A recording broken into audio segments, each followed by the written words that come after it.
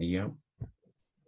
El tema que vamos a dar el día de hoy es puerperio patológico, que es una complementación de lo que es la atención del parto. Hemos hablado de puerperio fisiológico y ahora vamos a hablar de puerperio patológico. Vamos a indicar que el puerperio patológico nosotros la vamos a definir como toda condición mórbida que interfiere en la regresión fisiológica al estado pregravídico de la mujer puérpera, que puede estar desde antes del parto, durante el parto y durante el puerperio. Entonces es todo proceso que puede producir algún tipo de enfermedad o mortalidad en la mujer que ha tenido su parto, ¿no? El puerperio patológico, las defunciones maternas en países desarrollados, se ha visto que la causa más frecuente de muertes en mujeres posparto son las hemorragias en un 25%, las infecciones en un 15%, abortos provocados de un 13%, la hipertensión inducida por el embarazo en un 12%, partos obstruidos en 0,8%, ¿no? Entonces, el 73% de las defunciones, de las causas de muerte se producen por estas causas, principalmente las hemorragias en un 25%. Las de causa indirecta solamente van a ser de un 19%. Pero en el tema de hoy, que vamos a hablar de puerperio patológico, nos vamos a referir a la causa más frecuente de muerte materna después del parto, que son las hemorragias en un 25%. Tiempo en el que se producen las muertes maternas. Ya, si ustedes ven aquí, el 50% de las muertes maternas ocurre dentro de las 24 horas después de haberse producido el parto, es decir, en el puerperio inmediato.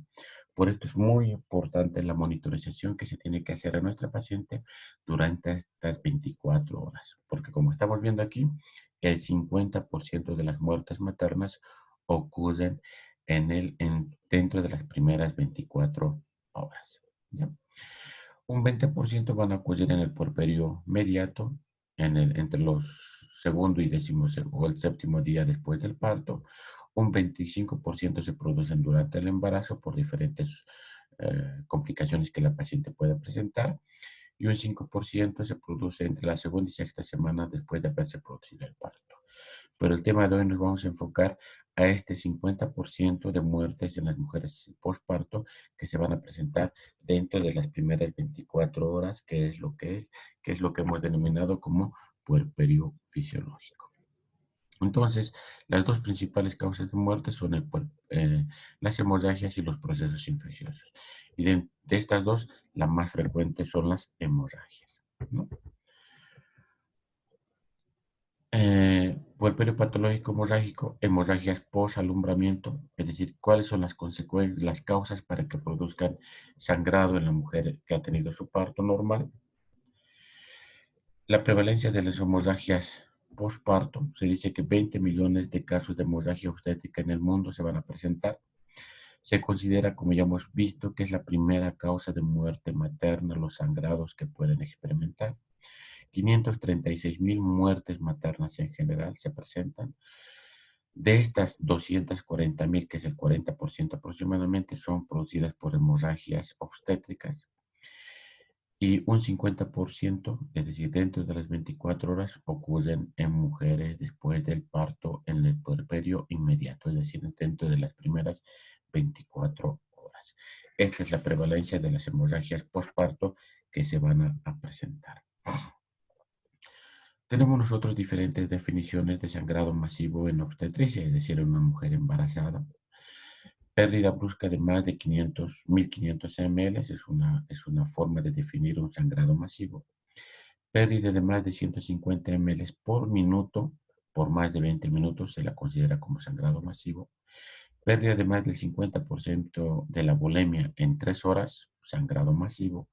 Descenso del hematócrito mayor a 10 puntos, sangrado masivo. Descenso de la hemoglobina mayor a 4 gramos por decilitro, también es un sangrado masivo. Es una definición que nosotros le vamos a poner a la hemorragia postparto. Requerimiento de transfusión agudo mayor a 4 unidades, también. Y sangrado activo y continuado que amenace la estabilidad hemodinámica de nuestra paciente. Entonces son diferentes definiciones que nosotros vamos a poder utilizar cuando hablemos de un sangrado postparto, ¿verdad? Referente a lo que es el sangrado masivo. Esas definiciones que nosotros tenemos que tener en cuenta y presente. La clasificación la vamos a clasificar en hemorragia postparto inmediato, cuando la pérdida sanguínea es de más de 100 o de 500 ml o más originada en el canal del parto dentro de las 24 horas posteriores al parto.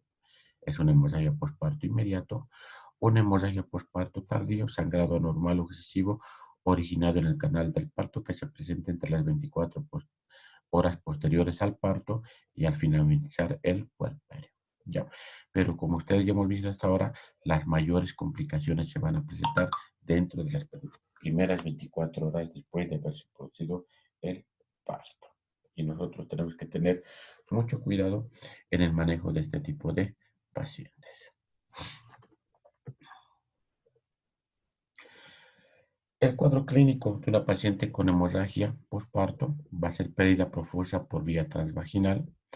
Como hay una paciente que está perdiendo sangre, va a tener todos los signos de un shock hipovolémico, taquicardia, hipotensión, palidez, alteraciones de la conciencia, va a haber disminución de la orina o oliguria y obviamente todo esto va a significar que la paciente está entrando en un shock hipovolémico, es decir, una urgencia obstétrica. La definición de shock hipovolémico en general nosotros la vamos a definir como un trastorno hemodinámico en donde la disminución del flujo sanguíneo produce hipoxia textural, seguida por trastornos funcionales y morfológicos de órganos vitales. Entonces, para nosotros es muy importante reconocer esta sintomatología y cuantificar el sangrado de nuestra paciente para nosotros tomar alguna medida, alguna conducta, obviamente para evitar que nuestra paciente se complique a causa de este sangrado que va a presentar. Shock hemorrágico, nosotros lo vamos a definir como un desequilibrio circulatorio con insuficiencia periférica, no de origen central, sino un trastorno hemostático de la hemostasia circulatoria con pérdida del equilibrio entre la capacidad del árbol vascular y la volemia circulante, quedando como resultado fisiopatológico una hipovolemia aguda de agravación progresiva. Es decir, se puede seguir agravando esta paciente y nosotros tenemos que actuar lo más rápidamente para evitar que esto vaya a continuar. Entonces, para nosotros manejar este tipo de pacientes que han tenido su parto y presentan sangrado transvaginal, lo que en la mayoría de los centros de salud se ha hecho es activar, o sea, se ha creado lo que es el código rojo, que son medidas protocolizadas de que nosotros como personal de salud tenemos que realizar ante un caso de emergencia por hemorragia. Entonces, el código rojo va a consistir en crear un esquema de trabajo organizado que se hace dentro del hospital, de tal manera que cuando se presente una hemorragia obstétrica, le permita a un equipo asistencial que va a estar formado por el personal médico de los centros de salud, seguir todos los pasos indicados sin desviarse del objetivo y trabajar de manera ordenada, coordinada, para que pueda ser replicado en cada situación específica. Entonces, el código rojo consiste en eso, en un trabajo organizado del personal de salud que van a estar dentro del hospital. Todo esto con el objetivo de evitar que la paciente se complique e incluso llegue a morir, ¿no? ¿Cuáles son los objetivos? Diagnosticar shock en hemorragias obstétricas, activar el código rojo obstétrico, asignar funciones o roles que cada personal de salud, es decir, médicos, enfermeras, licenciadas, camillero y chofer, tiene que tener cuando se activa el código rojo, aplicar el ABC de la reanimación, esto se tiene que hacer sí o sí, definir las condiciones para manejo y cuidado definitivo, y si no tenemos las condiciones, remisión a un hospital de mayor complejidad o a un hospital donde tenga sala de quirófano y cuidados intensivos, que es lo más probable que la paciente va a necesitar o va a requerir. El diagnóstico de shock hipovolémico nosotros lo vamos a clasificar en shock hipovolémico en una paciente compensada, en una paciente con shock hipovolémico de tipo leve, de tipo moderado o un shock hipovolémico severo, ¿ya? Nosotros hablamos de una paciente con hemorragia pero compensado cuando la pérdida ha sido del 10 al 15%, es decir, esto representa de 500 a 1000 ml de sangre perdida, donde el sensorio de la paciente va a estar normal, la perfusión también va a estar normal, el pulso está entre 60 y 90 latidos por minuto y la presión arterial sistólica está mayor a 90. Entonces, una paciente compensada donde usualmente no va a requerir transfusión sanguínea. Vamos a clasificar el shock hipovolémico como leve cuando la pérdida sanguínea es de 1000 a 1500 ml, que representa un 16 o un 25% de la hemolemia total de nuestra paciente. El sensorio de esta paciente va a estar normal o puede estar un poco agitada. Puede evidenciarse palidez en la paciente, frialdad. Tiene una frecuencia cardíaca o pulso de 91 a 100 latidos por minuto. Ya se va a evidenciar una etapa de compensación. La presión arterial sistólica está entre 80 y 90, ha bajado. Y nosotros la clasificamos de acuerdo a lo que estamos viendo aquí como un shock hipovolémico de tipo leve, en el que posiblemente necesite una transfusión sanguínea. Lo vamos a clasificar como moderado cuando la pérdida sanguínea es del 26 a un 35%, que equivale a 1500 a 2000 ml de sangre perdida. La paciente en este caso sí está agitada, hay palidez friadal y sudoración. El pulso está a 101 a 120 y la presión arterial sistólica ha disminuido a 70 a 90. Entonces nosotros la clasificamos como un shock hipovolémico de tipo moderado y donde usualmente se quiere transfusión sanguínea. Y lo que no que nadie quiere que se llegue es un shock, pues un puerperio, un shock hipovolémico de tipo severo, cuando la pérdida sanguínea es más del 35%, que representa más de 2 litros de sangre perdida. La paciente puede estar letárgica o inconsciente. Hay palidez, frialdad, sudoración, llenado capilar mayor a los 3 segundos, un latido cardíaco mayor a 100 o un pulso mayor a 120 latidos por minuto y una presión arterial sistólica menor a 70 milímetros de mercurio. La clasificación en este caso es un shock hipovolémico de tipo severo, donde la paciente sí o sí va a necesitar transfusión masiva de hemoderivados. ¿No? Entonces, es la clasificación que nosotros tenemos que utilizar para ver a cuál de los dos rangos pertenece nuestra paciente. Como les había mencionado, el código rojo es una forma de manejo de estas pacientes con hemorragia después del parto. Y para que estas pacientes dar la mejor calidad de atención a nuestras pacientes y evitar mayores complicaciones, se ha conformado un equipo, ¿verdad? Y el equipo consiste que tiene que tener un arquero, un atacante, un defensa, como todos sabemos. Entonces, y cada uno de ellos tiene que saber exactamente lo que tiene que hacer en beneficio de nuestra paciente. Entonces, nosotros en nuestros hospitales lo que vamos a hacer es formar nuestros equipos de salud. La activación del código rojo, la pregunta sería, ¿dónde se tiene que activar? Se activa en los centros de salud, primer, segundo y tercer nivel, en cualquiera donde llegue una paciente con sangrado en el postparto.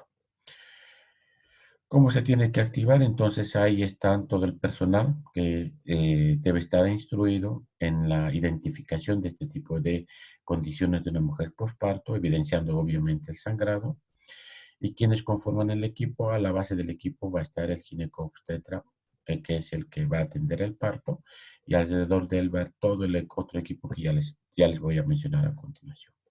Entonces, en este caso, el principal es el obstetra, que va a estar generalmente a nivel de los genitales de la paciente. Va a estar el anestesiólogo, que se va a hacer cargo de la cabeza de nuestra paciente.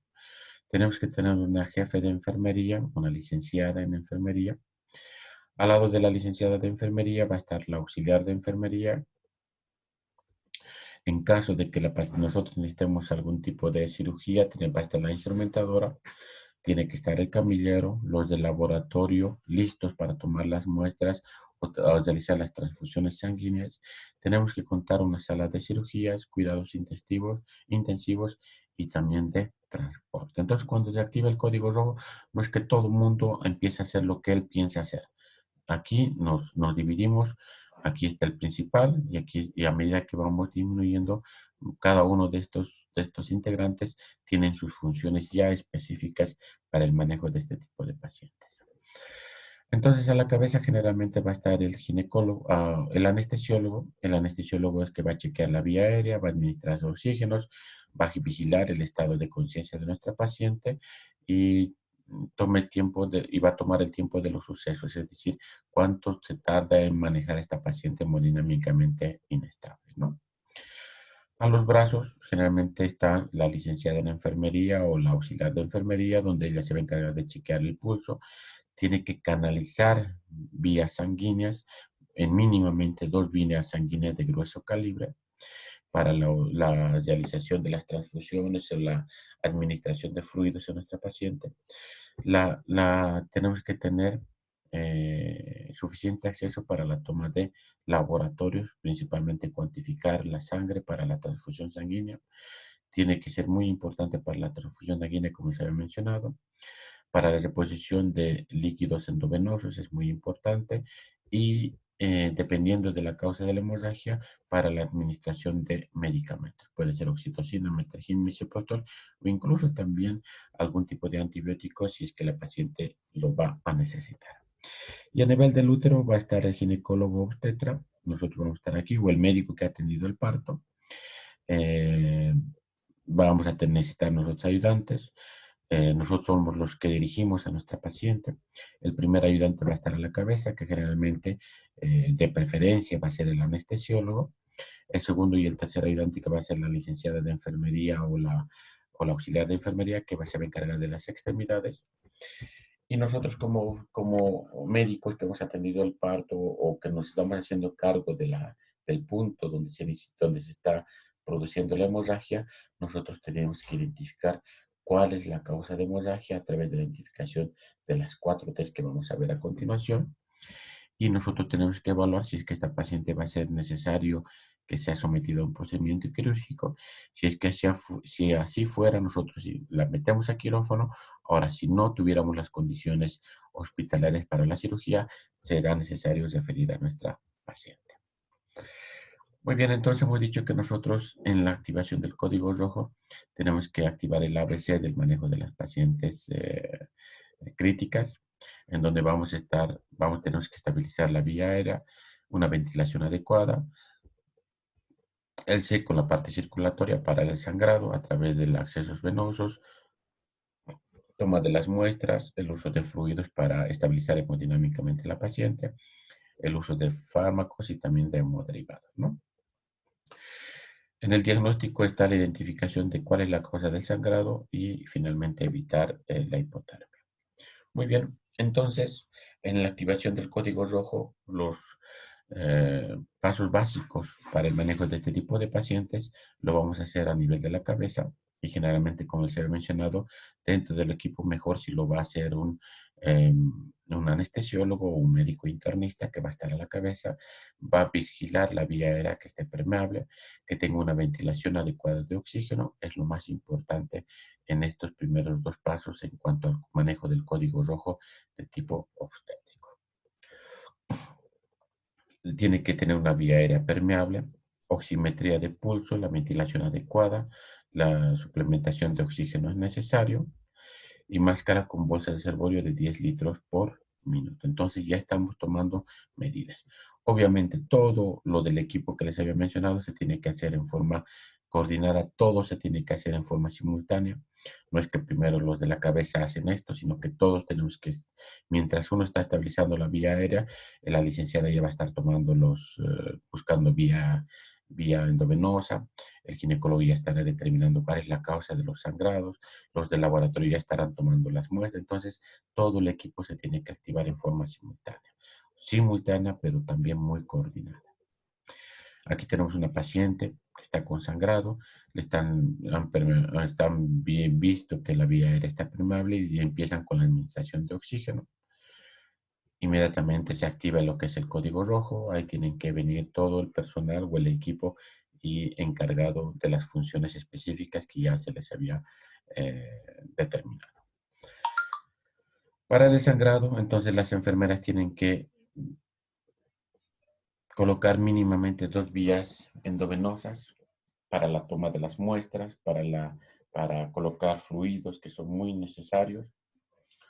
la administración de algún tipo de fármacos, antibióticos, oxitocina, metergim, por lo que sea necesario, tenemos que tener, son esenciales el uso de dos vías endovenosos y la administración de hemoderivados, ¿no? Entonces, en este C, que es el objetivo es parar el sangrado, nosotros tenemos que administrar cualquier tipo de medicamentos, ¿ya?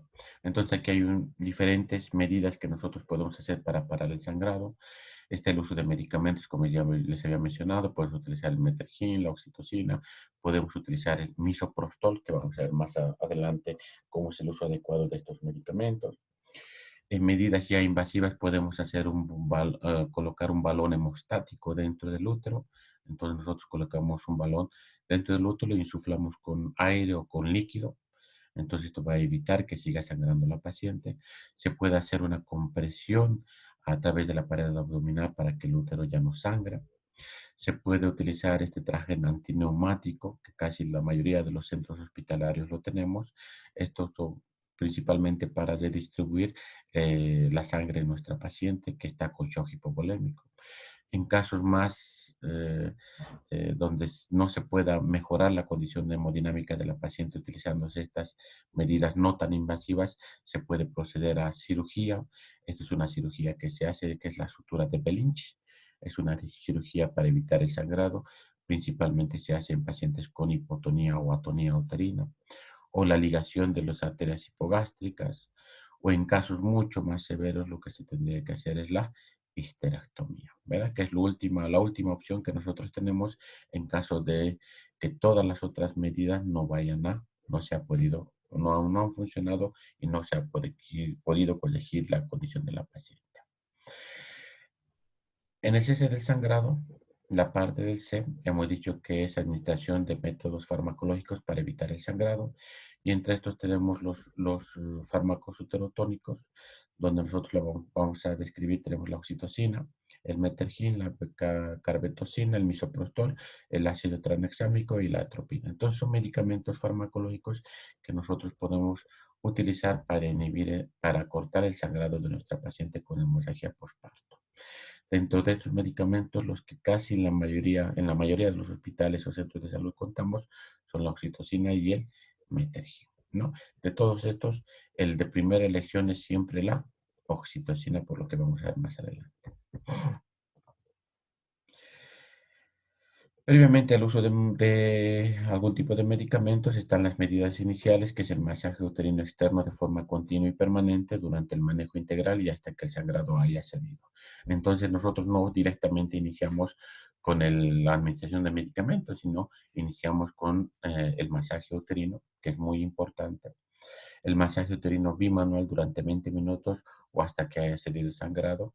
Cuando el masaje uterino ha sido ineficiente, la administración de oxitocina de 80 miliunidades por minuto, y esto equivale a 20 unidades diluidos en 500 ml de solución al 0,9% para pasar en 4 horas. Es el manejo de una paciente que tenemos un sangrado a causa de una alteración en la contractibilidad uterina, ¿no? 20 unidades internacionales en 500 cc. Obviamente nosotros tenemos que manejar esto con bomba de infusión, ¿verdad? Entonces son las primeras medidas que se tienen que hacer. Si la oxitocina no ha funcionado, es decir, aquí tenemos el masaje uterino por la pared abdominal, no ha funcionado. Hacemos el masaje uterino bimanual durante 20 minutos, no ha funcionado, la paciente sigue sangrando, utilizamos oxitocina, 20 unidades en 500 ml de solución. Si no ha funcionado, como otra alternativa tenemos el metergim, que las ampollas vienen de 0,2 miligramos por vía intramuscular, seguido de otra dosis a los 20 minutos y después 0,2 miligramos cada 4 horas hasta un total de 5 dosis como máximo. Entonces el metergin es otra alternativa para evitar el sangrado en nuestras pacientes. Si no funciona el metergin, podemos utilizar el misoprostol. Y el misoprostol, como ya sabemos nosotros, son prostaglandinas que se pueden utilizar. Este misoprostol se había mencionado en las clases anteriores, que viene de tabletas de 200 microgramos. Nosotros en este caso podemos utilizar de 800 microgramos por vía sublingual o por vía transrectal. ¿ya? En caso de que no contemos nosotros con oxitocina, carbetocina o maleato de metergina, ¿no? Entonces, es otra buena alternativa que nosotros tenemos que tener a la mano para evitar el sangrado en nuestra paciente. Y otro medicamento que es muy bueno que nosotros tengamos en los centros de salud es el ácido tranexámico, que puede ofrecerse como un tratamiento para las hemorragias postparto. Es un medicamento uterotónico como las anteriores, y esto generalmente se utiliza cuando los otros medicamentos, oxitocina, metergina y misoprostol, no ha funcionado en nuestra paciente. O también se puede utilizar como complemento a sutura de traumatismos del canal del parto o del útero. La dosis es de 1 gramo por vía endovenosa en 1 minuto. Se pasa de esta manera.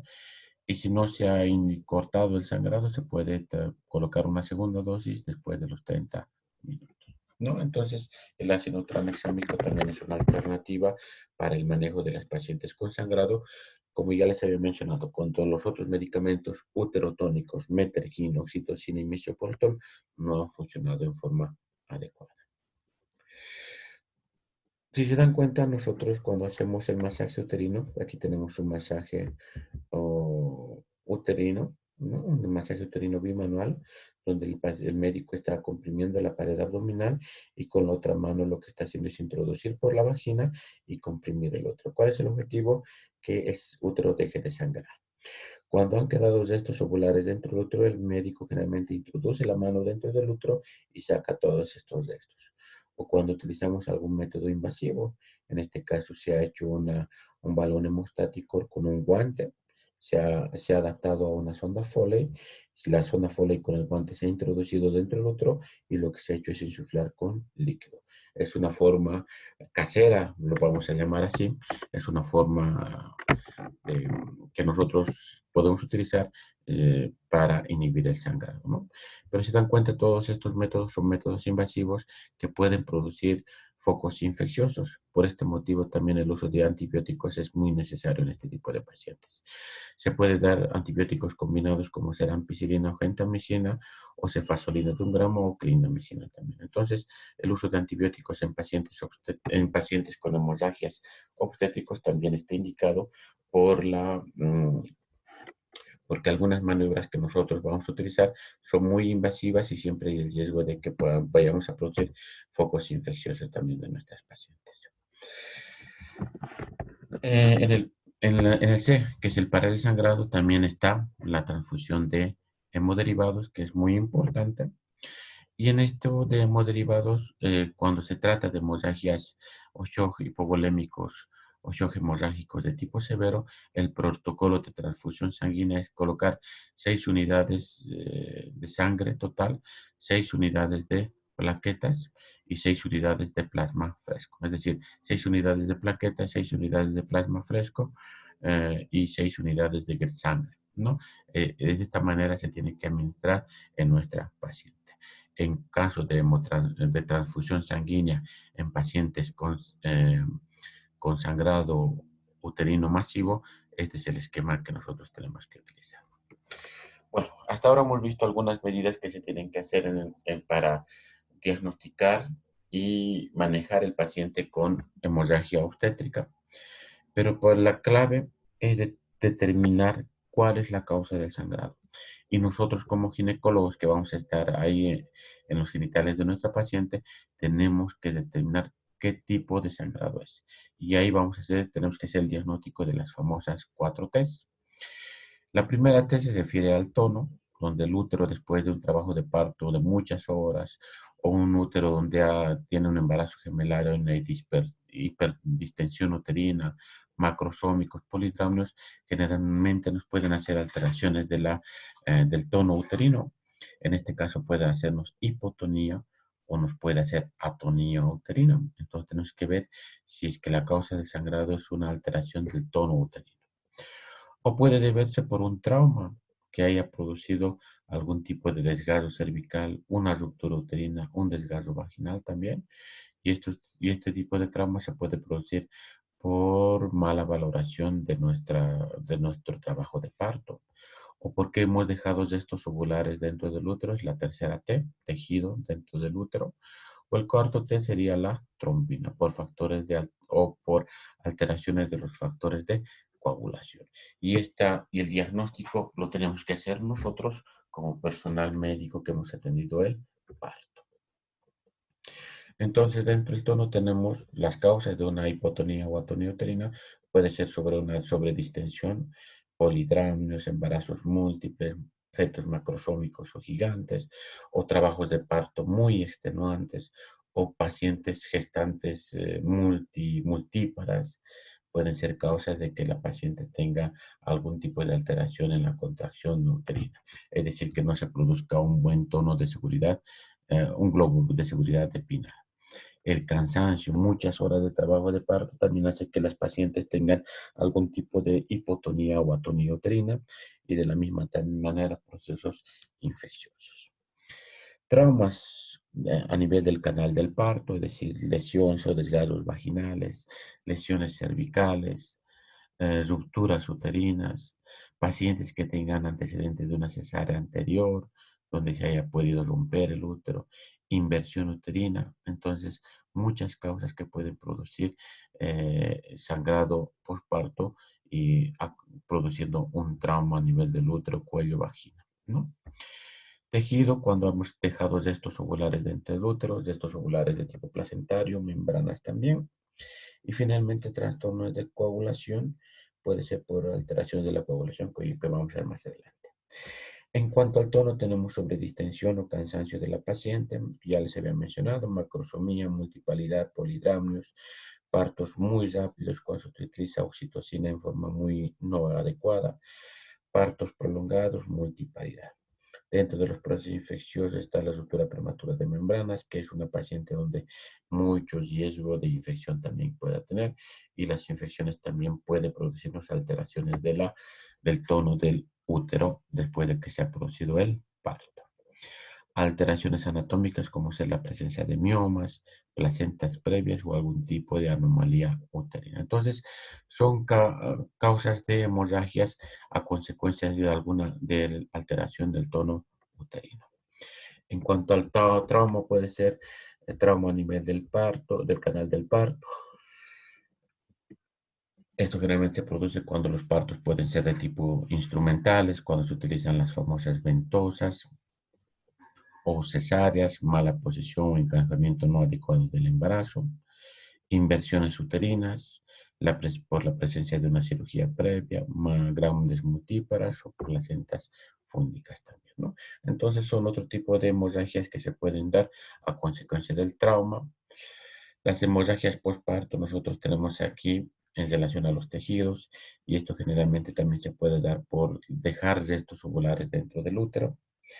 Y esto generalmente se produce por una iatrogenia, muchas veces que nosotros producimos por jalar muy bruscamente el cordón umbilical.